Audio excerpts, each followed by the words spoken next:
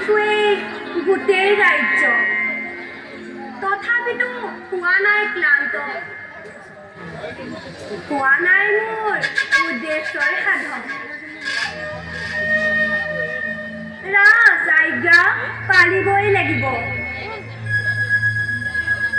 বিষস্তন পান কৰাই হত্যা কৰি সকলো শিশু গোটেই ৰাজ্য তুলিছো কান্দোনৰ ৰোল।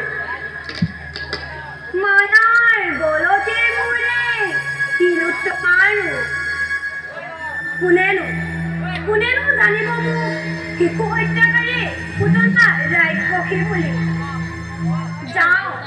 যাওঁ এবে গকুলৰ ফালে, শুনিছো লভিছে অপূৰ্ব সন্তান গকুলধীশৰ নন্দৰ ঘৰত। বধ কৰি সোনকালে